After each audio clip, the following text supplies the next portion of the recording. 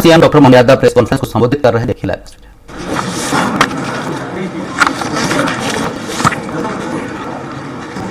मुझे इस बात की प्रसन्नता है कि लगातार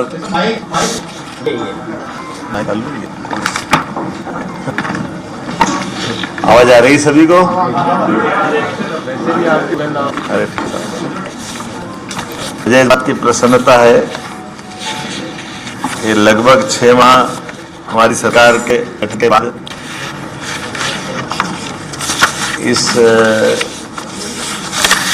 सरकार के गठन के साथ कुछ निर्णयों पर हम लोग आगे बढ़े थे। आप सबको मैं कुछ जानकारी दे करके आज की प्रेस वार्ता चर्चा करूँ, उसके लिए आप सबको नमस्कार भी करता हूं और उम्मीद करता हूं कि जिस प्रकार से आप सबके सहयोग से हमने 6 माह में, खासकर 3 माह में कुछ निर्णय किए थे, 3 माह आपसे जानकारी में आचार के दरमियान चले गए, लेकिन उसके बावजूद भी सीमित दायरे के अंदर जो शासन की व्यवस्था हो सकती है, लोकसभा का इतना बड़ा चुनाव कराना, और जैसे मैंने पहले कहा था कि ये हमारे लिए बहुत बड़ी चुनौती थी, लेकिन मैं आपका भी आभार मानता हूँ, सभी इससे जुड़े पक्षों का भी मानता हूँ और विपक्षी दल के लोगों का भी मानता हूँ कि सबके मिलकर के चारों चरण चुनाव में किसी भी जिले में ऐसी कोई घटना नहीं हुई जिससे हमारा ये लोकतंत्र का पावन पर्व कहीं कलंकित हो। मुझे इस बात का संतोष है।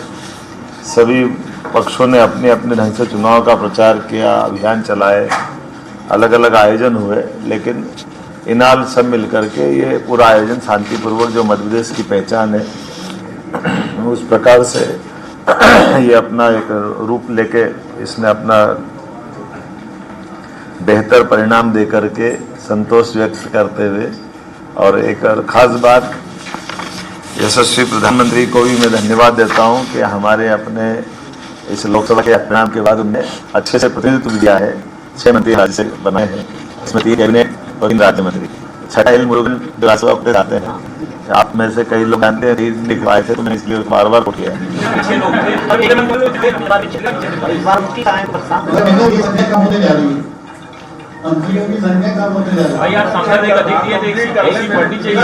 मैं पहले बोल दूं फिर मेरे आ जाए।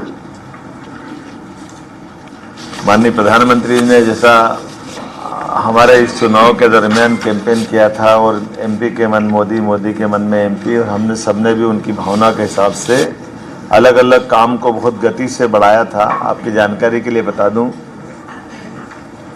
केन बेतवा लिंक योजना के माध्यम से विश्व का पहला नदी जोड़ो अभियान अपने इस मध्य प्रदेश और यूपी की धरती से प्रारंभ होगा, और इसी में हमने 12 और 5,000 2 अलग अलग टेंडर इसके जारी भी कर दिए और वो स्वीकृति की स्थिति में आ गए हैं। बड़ा बीच में फॉरेस्ट के लैंड इशू था, जिसके कारण से उलझा हुआ प्रकरण था, लेकिन फॉरेस्ट को दूसरी लैंड उपलब्ध करा करके हमने इसका ये जो बीच का संकट है इसको बाहर करने का प्रयास किया है।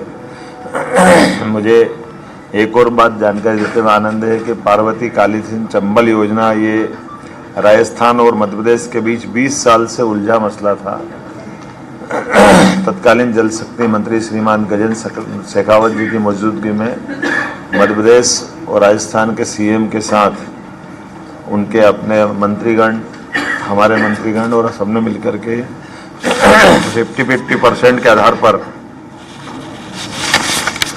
35-35 हजार करोड़ के अलग अलग प्रकार से अपनी अपनी भूमि में उनके डेमो की श्रृंखला बनाते हुए ये एक बड़ा काम चालू किया, जो बड़ी परियोजना है पीकेसी के नाम से। इसका पूरा हमारा चंबल का, मालवा का, ये पश्चिमी मध्य प्रदेश का हिस्सा बहुत लाभान्वित होगा। एक और बड़ा प्रोजेक्ट 1956 का बना हुआ गांधी सागर डैम, जिसमें 50-50% की जल राशि के आधार पर बंटवारा हुआ था, लेकिन कुछ कमी रह गई। उसके लिए भी हमने इशू उठाया और इस पर बात कर रहे हैं कि भाई ज़मीन हमारी ज़्यादा जा रही है और पानी का उपयोग हमको कम मिल रहा है, तो हमारे किसानों की दृष्टि से चंबल का पानी का हमारा हक भी और बढ़ता है। इस बिंदु को रेस करते हुए हमने इसमें मीटिंग भी की है और मुझे लगता है कि इसका अच्छा समाधान निकलेगा, ताकि मंदसौर, रतलाम, नीमच, इन जिलों के अंदर लिफ्ट इरिगेशन के माध्यम से इस पानी का उपयोग भी हम करने वाले हैं। जैसे मैंने पहले बताया था, दोबारा बताऊंगा कि आष्टा तहसील सीहोर जिले में लगभग 60,000 करोड़ का नया निवेश, औद्योगिक निवेश गेल इंडिया प्राइवेट लिमिटेड के माध्यम से बड़ा प्रोजेक्ट हमारा आया है, जिसके कारण से इथेन क्रैकर परियोजना के माध्यम से लगभग निर्माण अवधि में 15,000 और बाद के अवधि में लगभग 5,600 लोगों को रोजगार लंबे समय तक मिलेगा और इसके सहायक बहुत सारी उद्योग बाद में और लगने वाले हैं। कुल मिलाकर के जैसे मध्य प्रदेश में 283 औद्योगिक इकाइयों को 508 हेक्टेयर भूमि हमने आवंटित की। उज्जैन में मार्च माह में रीजनल इंडस्ट्री कॉन्क्लेव में ऐतिहासिक आयोजन किया जिसमें 12,000 करोड़ से अधिक के ठोस प्रस्ताव हमारे बीच में आए और प्रदेश में 20,000 से ज़्यादा लोगों को रोजगार मिलेगा। 1 लाख करोड़ से अधिक के निवेश प्रस्ताव भी इसी दरमियान हमको मिले थे। कॉन्क्लेव में अन्य देशों के निवेशक भी आए, लगभग 4,000 प्रतिनिधि आए और ये सिलसिला हम लगातार जारी रखने वाले हैं। इसको रीजनल कॉन्क्लेव के माध्यम से हम देख रहे हैं कि जहाँ भी हमारे जबलपुर, ग्वालियर, रीवा, अलग अलग और इंडस्ट्रियल बेल्ट भी डेवलप होते जाए। अर्थव्यवस्था की दृष्टि से मध्य प्रदेश का अपना जीएसटी का कुल राजस्व 19,091 करोड़ रुपया प्राप्त हुआ, जो हमारे पिछले वर्ष से 26% ज़्यादा है। पिछले वर्ष जो जीएसटी कलेक्शन हुआ था उसमें 26% हमने ज़्यादा कलेक्शन किया है और जैसा कि आप जानते हो कि बड़ी धनराशि मिलती तो बड़े पैमाने पर उसके भविष्य में लाभ उठाए जाते हैं। कृषि के संबंध में 2024-25 में 6 लाख से अधिक किसानों का 48 लाख मीट्रिक टन से अधिक की गेहूं खरीदी हमने कर ली, लेकिन इस बार चूँकि रेट ही बहुत अच्छे हैं तो ये खरीदी वाला पार्ट हमारा, हम भी ये चाहते हैं कि अगर किसानों को अच्छे रेट मिल रहे हैं तो वो अपना स्वयं का भी माल बेच। अगर कोई भी कारण से उनको कठिनाई आती तो सरकार ने इसको लगातार बढ़ाते बढ़ाते जून के महीने तक हम खरीदी कर रहे हैं। आमतौर पे मार्च में भी हमने 10 मार्च के आसपास खरीदी प्रारंभ कर दी थी। इतनी लंबी खरीदी कभी नहीं चली और एक तरह से वो रेट को नीचे न गिरने देने का हमारा जो संकल्प है कि हम इस रेट से नीचे किसी हालत में भाव नहीं जाने देंगे और लगभग 2400 रुपये कुंटल गेहूँ हमने खरीदा है। उसमें 125 रुपये का बोनस हमारी सरकार के द्वारा दिया गया है। जैसा हमने कहा था कि कोई योजना बंद नहीं होगी और सभी योजनाओं को समान रूप से सरकार चालू रखेगी। लाडली बहना योजना के बारे में भी हमने वही जो दिया गया वचन निभाया है। लगातार हमारी 1,29,00,000 बहनों के खाते में अभी तक 9,455 करोड़ रुपए की राशि का अंतरण हमारे द्वारा कर दिया गया। इसी प्रकार से लाडली लक्ष्मी योजना में 6 माह में 73,880 लाडली बहनों के खाते में बालिकाओं के 34 करोड़ की राशि अंतरित की गई।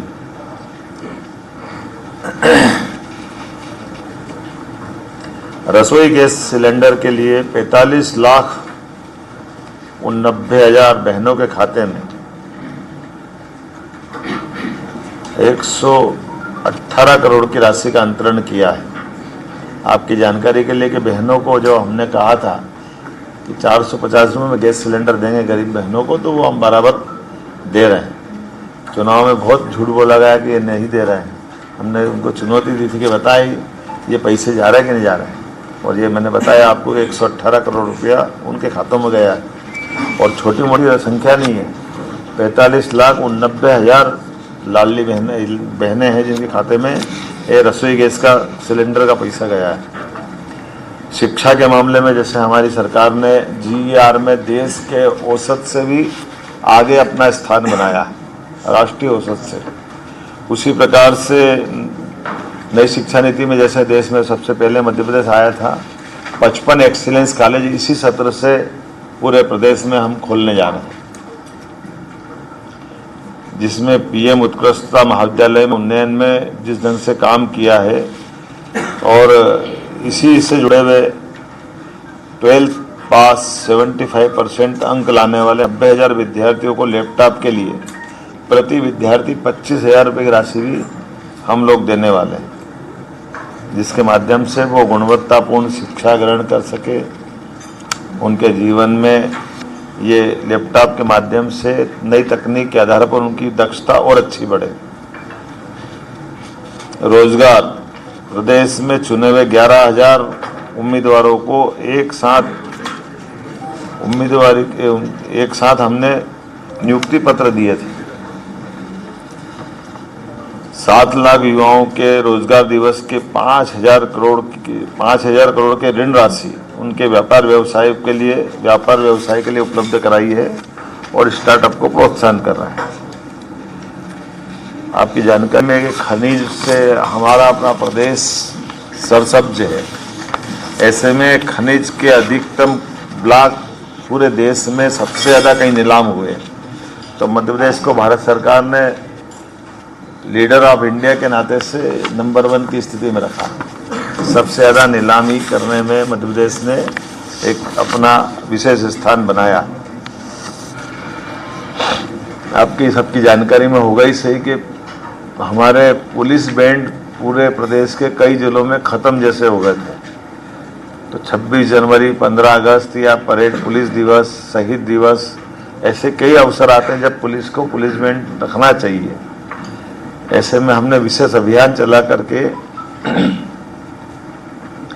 हर जिले में पुलिस बैंड के गठन की पहल कर दी है और इसी के कारण से लगभग प्रदेश के 1300 कला साधकों ने वंदे मातरम की धुन बजा करके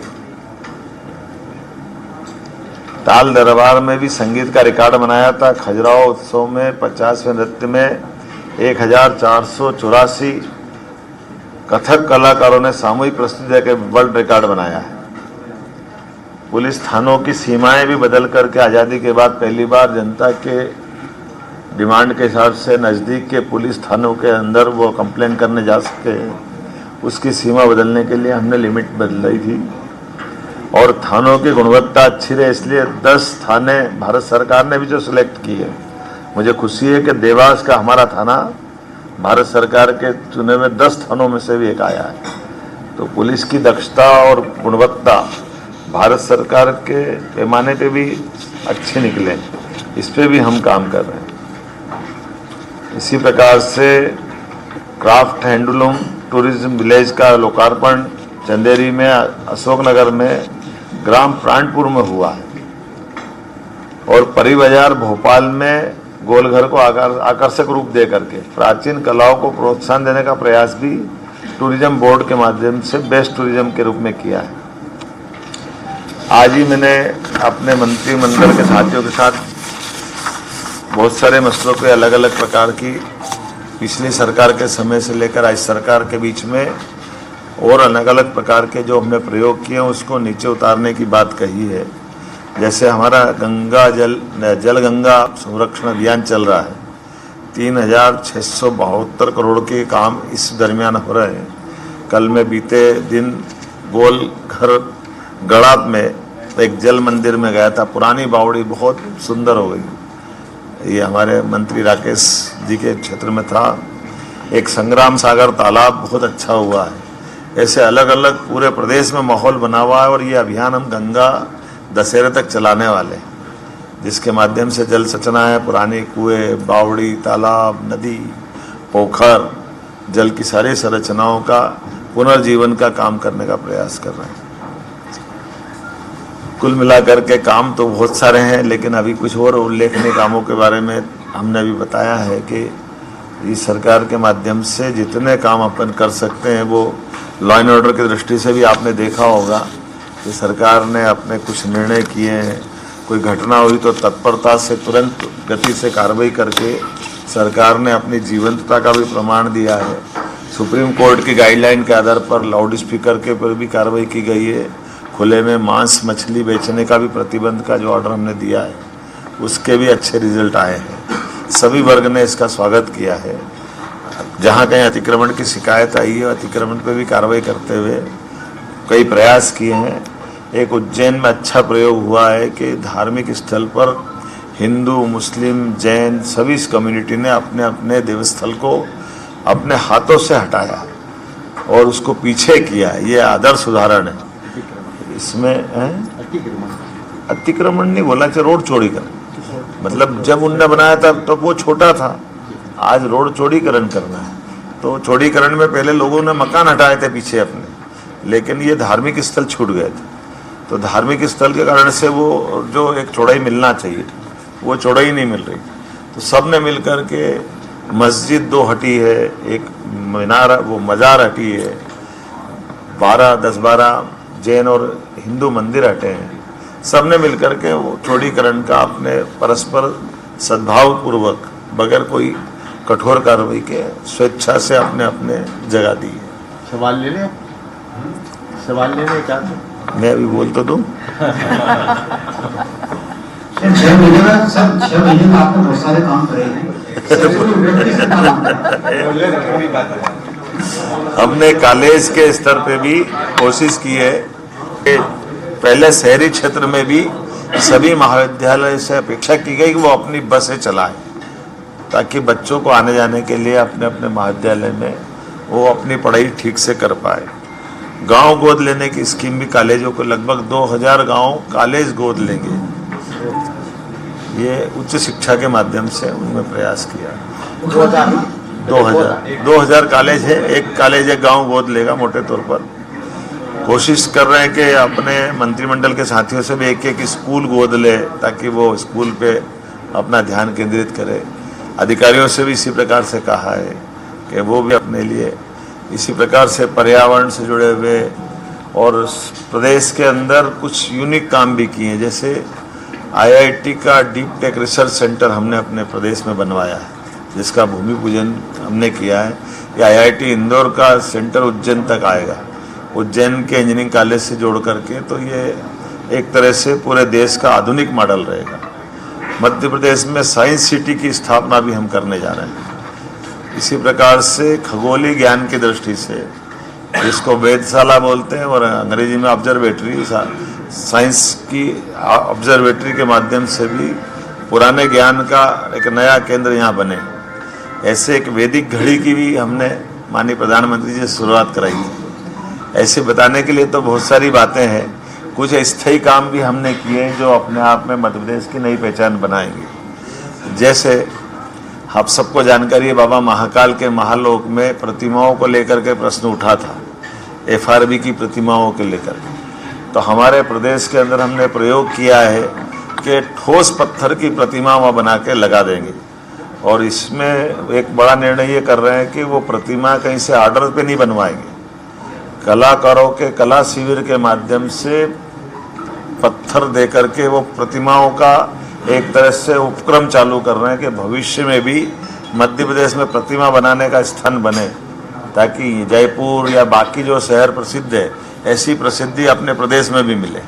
तो अपने प्रदेश में वो प्रतिमा वहाँ लगाते हुए बाकी भी जहाँ जहाँ लगाना रहेगी, तो एक तरह से वो उनकी कीमत खरीदने के बजाय कलाकारों के सहयोग से वो प्रतिमा बने और एक कला का एक नया उनका अपना एक कारोबार प्रारंभ हो जाए। सर, पर्यावरण आपकी चिंता का विषय है, आप लगातार पौधरोपण भी कर रहे हैं। राजधानी में बंगले बनने हैं, उसमें बहुत सारी हरियाली प्रभावित होगी। अरे अभी योजना आगे पड़ी नहीं थी, जल्दी कर दी। मैंने पेपर में पढ़ा।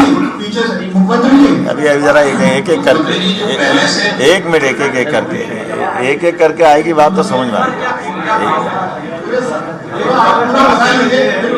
देखिए, ये मान के चलें कि पर्यावरण को लेकर के सरकार बहुत गंभीर है। किसी भी हालत में हरे पेड़ को इस प्रकार से, जो एक डरावना समाचार आया था, ऐसी स्थिति में नहीं रहेंगे। पहली बात तो ऐसा निर्माण करेंगे जिसमें कम से कम पेड़ कटे, और कोई कारण से कटे तो कटने तो फिर भी नहीं देंगे, ट्रांसप्लांट कराएंगे अगर होगा तो। कोई भी पेड़ एक ऐसा नहीं होगा कि किसी को अकाल मृत्यु मरना पड़े। कोई शिफ्ट ट्रांसप्लांट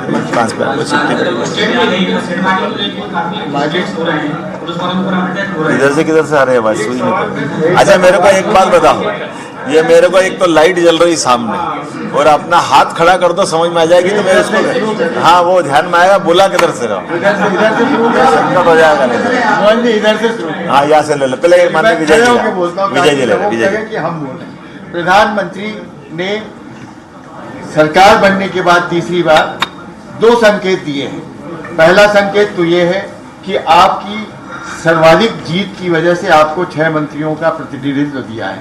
एक ऐसा संकेत है, उसको आप किस दृष्टिकोण से लेते हैं? और दूसरा, पहली कैबिनेट में उन्होंने सब मंत्रियों से ये कहा है कि इस सरकार का पहला लक्ष्य है भ्रष्टाचार से मुक्ति। मध्य प्रदेश में 4 किस्म के भ्रष्टाचार आपके सामने आए होंगे, भले पूर्व सरकार के नौकरशाहों ने किया होगा। पहला नर्सिंग घोटाला, दूसरा पोषण आहार घोटाला, तीसरा शराब घोटाला, चौथा भूमि मर्जर घोटाला जो भोपाल का है, ये 1 लाख करोड़ से अधिक का घोटाला है। इन चारों घोटालों को लेकर आपका क्या रवैया होगा, क्या निर्णय करेंगे? हम हर एक ऐसी कोई चीज़ होगी जिसमें सरकार को कठोर कार्रवाई करना, सरकार ने अभी तक अपने रुख से बता दिया होगा, हम बाल बराबर भी पीछे नहीं हटेंगे, लगातार कार्रवाई करेंगे, ठोस कार्रवाई। प्रधानमंत्री का ये बिल्कुल सही, बहुत अच्छा। एक सवाल ये है, मुख्यमंत्री 6 महीने का कार्यकाल आपका हो गया है, तो अभी एक किधर से आ रहा है, आवाज किधर से आ रही है? मेरा सवाल ये है मुख्यमंत्री जी, क्या मुख्यमंत्री जी मेरा सवाल सुनिए। 1 मिनट वो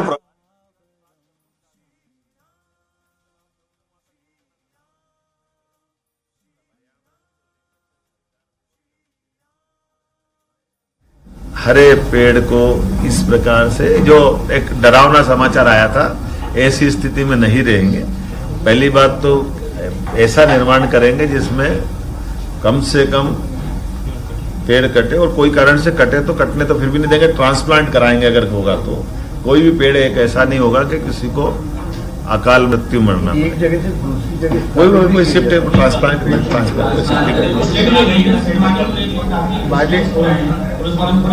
इधर से किधर से आ रहे हैं भाई?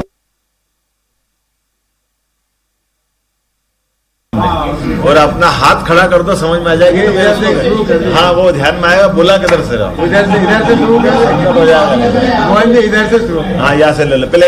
खड़े होके बोलता हूँ विजय जी ले, कि हम बोले।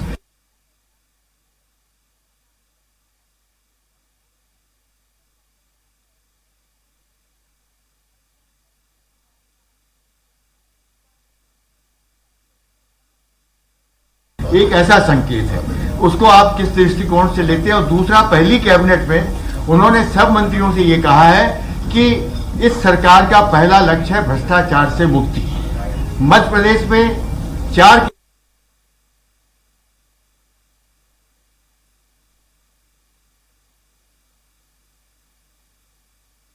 उस पर गंभीरता से चलेंगे।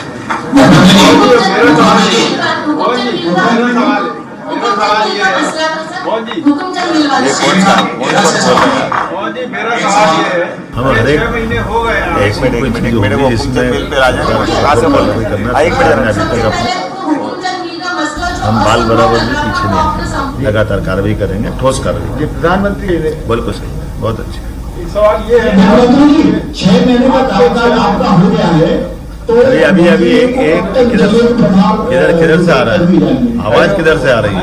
मेरा सवाल ये है मुख्यमंत्री जी, क्या मुख्यमंत्री जी मेरा सवाल सुनिए। 6 महीने हो गए, चलो आप जो भी हो वहां तक सुन लेना, मैं बोल देता हूँ। नहीं, प्रभारी मंत्री थोड़ी खड़े हो जाए। कर दिए जाएंगे मंत्रियों को। ये 15 अगस्त में वो कोशिश करेंगे अपने अपने प्रभार के जिले में झंडा फहराए। सर, इलीगल सैंड माइनिंग को लेकर काफी इंसिडेंट हो रहा है मध्य प्रदेश में, सर। पुलिस वालों के ऊपर अटैक हो रहा है। कर रहे हैं। चलो कोई बात नहीं, मैं तो यहीं से बोल देता हूँ, यहीं से बोल देता हूँ। इलीगल सैंड माइनिंग को लेकर क्वेश्चन। देखिए, जैसे आपकी जानकारी में है कि हमारे अधिकारी मैदान में है, अमले में है, और हमने कहा भी है कि जहाँ भी अवैध उत्खनन हो रहा वहाँ कठोर कार्रवाई करना है, करना भी चाहिए, और उसका असर भी दिख रहा है। रेत माफिया भागते हुए दिख रहे हैं, कोई ट्राली छोड़ रहा है, कोई हमारे अमले पे हमला कर रहा है, लेकिन हम डरने वाले नहीं। हम सबसे अभी ये तो खत्म हो जाए तो बहन जी, तो इसीलिए ऐसे किसी भी सरकारी अमले पे कोई कार्रवाई पे कोई बाधा डालेगा तो उससे निपटने में सरकार सक्षम है, उसको छोड़ने वाले नहीं। सर, आरएसएस के मोहन भागवत जी ने, अरे वो मैडम पहले बोल रही।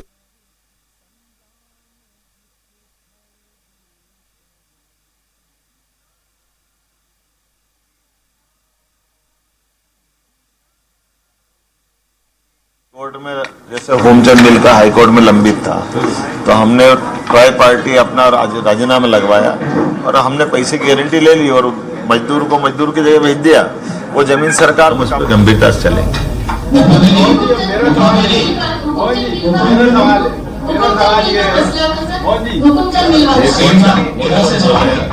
मेरा सवाल ये है कि 6 महीने हो गए हैं। एक मिनट कहाँ से बोल रहे हैं? एक मिनट हुकुमचंद मिल का मसला जो असंभव लग रहा था वो आपने संभव कर दिखाया, क्योंकि दशकों पुरानी समस्या थी और एक कठोर निर्णय लेना था जो लिया है। भाजपा की पहचान वहाँ की मिले नहीं है प्रदेश के भी, तो क्या आने वाले समय में इसी तरह का एक साहसिक निर्णय दूसरी मिलों के लिए होगा? बिल्कुल आपने सही कहा है। हमने कहा कि किसी भी स्थान पर कोई सरकार की गारंटी के साथ आमतौर पर इंडस्ट्रियल एरिया डेवलप होता है, कोई मिल बनता, फैक्ट्री बनती, कारखाना बनता है, काल के प्रभाव में वो बंद हो जाता है और बड़े पैमाने पे वहाँ लोग बेरोजगार होते हैं और उनकी कोई लेनदारी देनदारी में कोई गलतियां हो जाती हैं। तो ऐसे में सरकार को अपनी संवेदनशीलता दिखाना चाहिए। हमने निर्णय किया उसी हुकुमचंद मिल में कि लगभग 30 साल पुराना मसला था, 6000 से ज़्यादा लोग परेशान थे, 1-1.5 हजार तो उम्मीद में मर गए पैसा लेने की। 30 साल कौन जिंदा रहता है, लेकिन सबको पैसा दिलवाया। और इस बाकी चीज में आपने जो दूसरी बात कही है, जैसी मिल ग्वालियर, सज्जन मिल रतलाम, इंदौर टेक्सटाइल, श्री सिंथेटिक उज्जैन, ऐसे जो भी केंद्र पे ऐसे ध्यान में आ रहा है विषय, उन सब का निराकरण हम करने वाले हैं। और अब उस बदले में हमारी जो हाउसिंग बोर्ड है, इंडस्ट्रियल डेवलपमेंट कॉर्पोरेशन है, वो लैंड अपने पास लेकर उसका उपयोग करेगी, लेकिन मजदूरों का निराकरण अब वो कैसे निराकरण सब जमीनें बिक चुकी हैं, सब नहीं बिकी, मेरे मालूम कोर्ट में लटकी पड़ी, ये भी तब करा रहा है। ना ऐसा हुआ है, उज्जैन में तो आपका ऐसा है। मेरा ऐसा कहना है कि जहां हमने जिस जगह नहीं मैं बता रहा हूँ ना आपको, जैसे नहीं हमने बताया ना आपको, अरे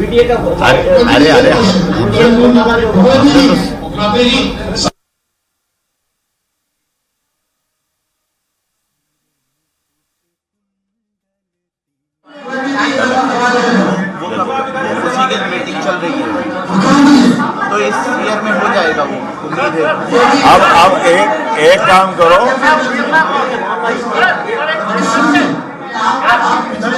आप कोई प्रबंधन कैसे करेंगे?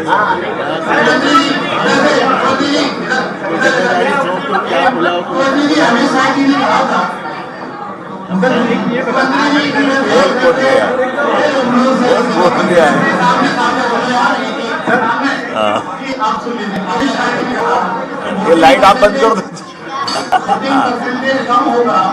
मंत्रियों की छुट्टी होगी। मैंने पेपर में एनालिसिस किया है कि किस मंत्री के क्षेत्र में 14% कर लो तो छुट्टी करो। मैंने भी पेपर में पढ़ा था, मैं गौर करूँ।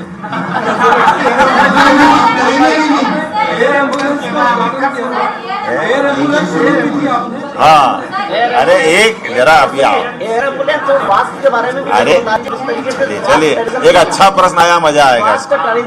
अरे अभी देखो, एयर एम्बुलेंस हमारी लोकार्पित हो चुकी है और आप सबके माध्यम से इसको अच्छे से आप पब्लिश भी करिए या अपने चैनल पे बताइए भी कि जहां कहीं पर भी अभी चुनाव आयोग ने उसका अच्छा उपयोग किया था। चुनाव आयोग ने उनको, संदीप जी बताओ जरा क्या कराया था? जहाँ फेज वाइज चुनाव थे वहाँ लोकेट कराते थे, कोई इमरजेंसी होगी तो वहाँ रहेंगे। मतलब इसको अपने यहाँ सुरक्षित रखवा करके कोई भी कैजुअलिटी या भविष्य की संभावनाओं को लेकर एयर एम्बुलेंस लेकर के पूरे देश का एकमात्र राज्य मध्य प्रदेश था जहाँ पर ये हर चरण के बाद एक सुविधा दी गई थी। तो ये आज भी किसी को किसी नगर में किसी जगह पर एयर एम्बुलेंस की जरूरत हो, बस इतना ही डॉक्टर और कलेक्टर दोनों मिलकर डिसाइड करें कि इसको और उन्नत जगह ले जाना है, तो एयर एम्बुलेंस के 2 हेलीकॉप्टर 24 घंटे डॉक्टर की सुविधा के साथ मध्य प्रदेश में उपलब्ध। आयुष्मान कार्ड से, आयुष्मान आपके तो हो गए, दूसरे ले लें, आप मिला अकेले और दूसरे को ले लें। ये यहाँ वालों को थोड़ा रोकता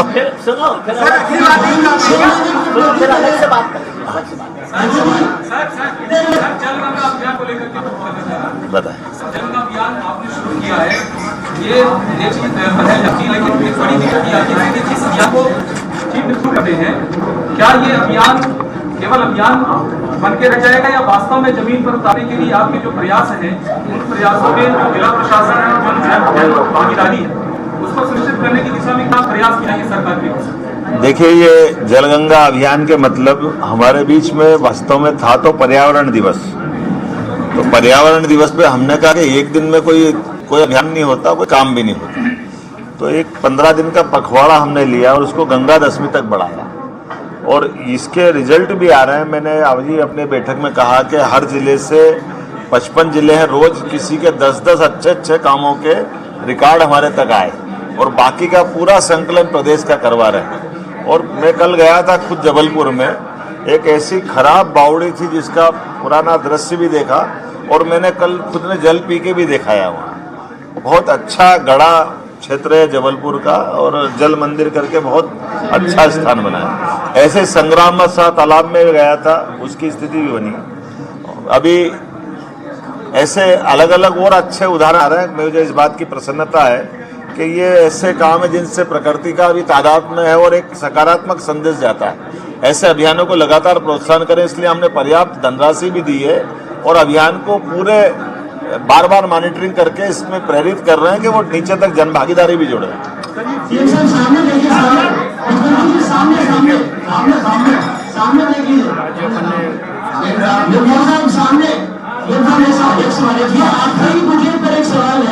आपने इस बुलेटिन में लिखा कि सॉइल हेल्थ कार्ड जो है 188% बन गए हैं मध्य प्रदेश में। मृदा परीक्षण के लिए जो सॉइल हेल्थ कार्ड बनते हैं वो 188% बन गए हैं। मैं ये जानना चाहता हूँ कि कोई मंत्री हमारे साथ चलेगा, क्योंकि प्रदेश में अगर एक भी लैब काम कर रही होगी ठीक से तो फिर आप जो कहेंगे मैं तैयार हूँ, क्योंकि ये 188% से कहीं से सही नहीं। एक बार दिखवा लेंगे, आप कहाँ बता रहे हैं, गलती कहाँ से आ रही है।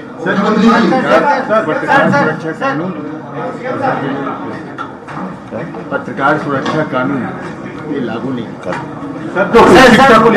एक दो जानकारी आपको दो जानकारी और दे रहा हूँ। अरे दो जानकारी और देना भी दे रहा हूँ। एक तो अपने बीच में 13 तारीख से एक अपने द्वारा की गई एयर टैक्सी सेवा, राज्य के अंदर की हवाई यातायात सेवा प्रारंभ कर रहे हैं। उसका आज मैंने यहाँ से ही टिकट विंडो चालू की है, ऑनलाइन बुकिंग। भोपाल, सिंगरौली, जबलपुर, रीवा, ये ट्रैक उसका चालू होने के लिए आज ही है ना ये इसका, आप सबके माध्यम से हाँ 13 तारीख को।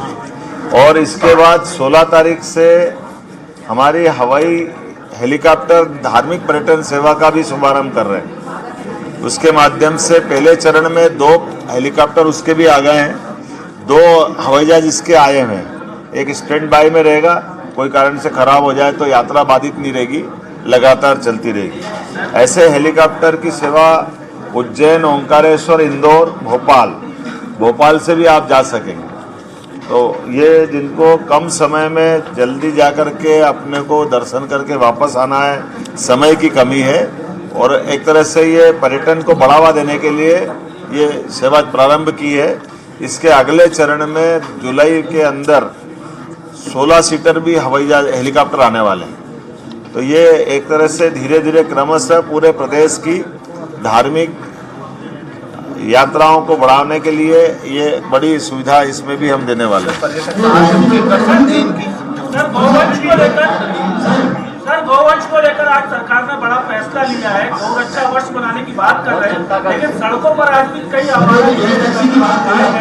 वो लगातार घूम रहे हैं, उस पर कोई कार्रवाइयां नहीं हो रही है। क्या करना है? गौवंश को लेकर आज आपने मानने की बात नहीं है, कैबिनेट ने बड़ा फैसला लिया, लेकिन आज भी स्थिति ये है कि सड़कों पर कई तरह की गाय जो है वो घूमती रहती है, नगर निगम की लापरवाही इसमें होती है, कई बार फैसले होते हैं लेकिन उन्हें कहीं भी आप प्रश्न पूछ रहे हो, बात पूरी रख रहे हो, मैं तो बता दूं ना।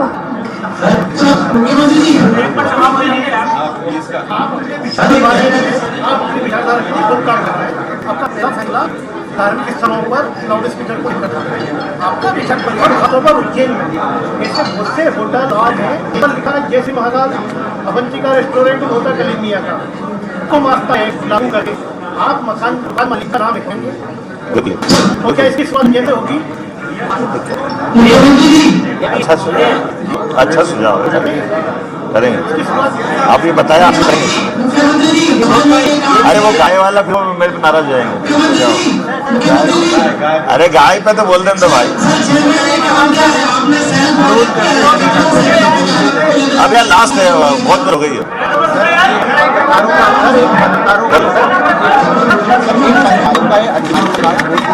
कमलनाथ जी का